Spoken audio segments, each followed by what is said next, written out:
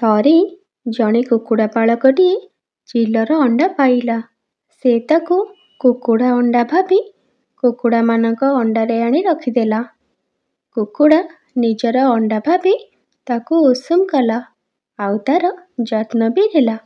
କିଛି ଦିନ ପରେ ସବୁ ଅଣ୍ଡାରୁ ଛୁଆ ବାହାରିଲା।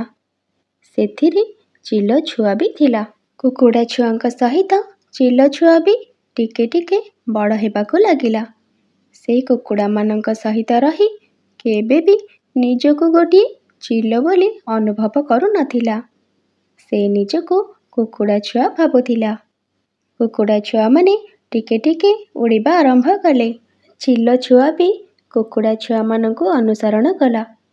କୁକୁଡ଼ା ଛୁଆଙ୍କ ଭଳି ସେ ବି ଅଳ୍ପ ଦୂର ଉଡ଼ି ପୁଣି ଭୂମି ଉପରକୁ ଫେରିଆସେ।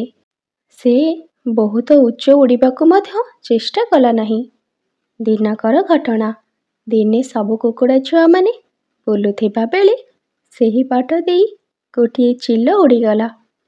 ପ୍ରଥମ ଥର ଏତେ ଉଚ୍ଚତାରେ ପକ୍ଷୀ ଉଡ଼ିବାର ଦେଖି ଚିଲ ଛୁଆ କୁକୁଡ଼ା ଛୁଆଙ୍କୁ ପଚାରିଲା, ଭାଇମାନେ, ଦେଖ, ଆକାଶରେ କେହି ଜଣେ ପକ୍ଷୀ ଉଡ଼ୁଛି।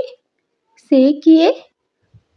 କୁକୁଡ଼ା ଛୁଆମାନେ କହିଲେ, ସେ ହେଉଛି ଚିଲ, ପକ୍ଷୀମାନଙ୍କର ରାଜା। ସବୁ ପକ୍ଷୀମାନଙ୍କ ଠାରୁ ସେ ବହୁତ ଦୂର ଉଡ଼ିପାରନ୍ତି।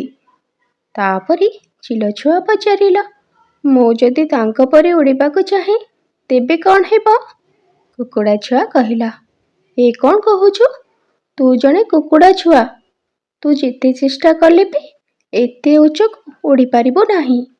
ତେଣୁ ବୃଥାରେ ଉଡ଼ିବା କଥା ଚିନ୍ତା କରନା। ଚିଲର ଇଚ୍ଛା ଥିଲେ ବି ସେ କୁକୁଡ଼ା ଛୁଆଙ୍କ କଥା ଶୁଣି ଆଉ ଉଚ୍ଚକୁ ଉଡ଼ିବାକୁ ଚେଷ୍ଟା ବି କଲା ନାହିଁ। ତେଣୁ କଥାରେ ଅଛି ପରା, ଚିନ୍ତାଧାରା ଆଉ ମନୋଭାବ ଆମ ଜୀବନରେ ଗଭୀର ପ୍ରଭାବ ପକାଇଥାଏ। ଆମେ ସମସ୍ତେ ସମ୍ଭାବ୍ୟ ଏବଂ ସମ୍ଭାବନାରେ ପରିପୂର୍ଣ୍ଣ। ଆମେ ଯେଉଁ ପରିସ୍ଥିତିରେ ଥାଉ ନା କାହିଁକି, ଆମର ସାମର୍ଥ୍ୟକୁ ଚିହ୍ନିବା ଏବଂ ଆମ ଚିନ୍ତାଧାରାର ଦୃଷ୍ଟିକୋଣକୁ ବିସ୍ତାର କରିବା ଆବଶ୍ୟକ। ପ୍ରତିଦିନ ଏହିପରି ସୁନ୍ଦର ସୁନ୍ଦର କାହାଣୀ ଦେଖିବା ପାଇଁ ମୋ ଚ୍ୟାନେଲକୁ ସବସ୍କ୍ରାଇବ୍ କରନ୍ତୁ।